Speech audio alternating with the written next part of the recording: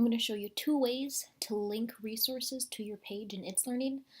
The first way I'm going to show you is quick and easy, but it doesn't look as pretty on the screen.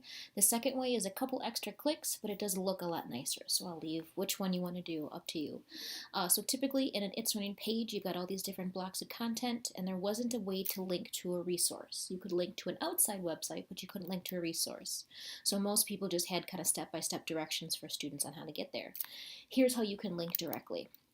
So I do have my new page created. I've got directions here. What I want to start with is actually going into resources and choosing that resource. So it was in my discussions folder. Here's my example discussion I want students to do. So I'm going to highlight the text. I'm going to copy what I highlight. And then I'm going to go back to my page resource. So I'll go back to resources, into that new page. And I have my content block here that I started. I could always add a new one, but I'm just going to edit this one. And I can actually even change all my directions. Click on the link to access the discussion.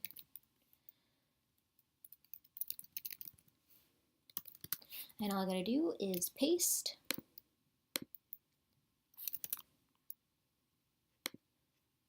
And there it is. Now you're going to notice it's got like a weird highlighted background and it's blue text. You can't change this. Even if you do try, you can't change the size, and it doesn't let you change the color. Really, it always goes back to kind of that default. But it is there, so it's kind of the ugly version. But then if I click OK and I save it, as my students look, they can go to this link, click on it, and it goes right to that discussion. All right, kind of cool. The second way you can do this will look a little nicer. It's just a couple extra steps. So again, I've got my text here, and I want to turn this text into a hyperlink, so it goes there. So to do this, I'm going to go back into resources. I'm going to find discussions. There again is my example. This time I'm going to right-click on the title, and I'm going to copy link address. Then I can go back to that page. Find my text. I'm going to click on the pencil to edit. Just like hyperlinking anything else, I'm going to highlight the text.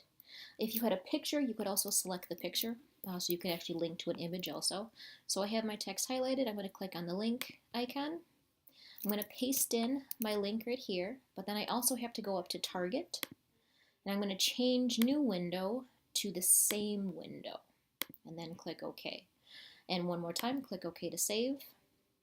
So now it's hyperlinked. So if students click on the link, it will open up that discussion thread right there. If you don't change the link, this is what happens. If you don't change that target. So really quick, let me find this and I'll hyperlink it again.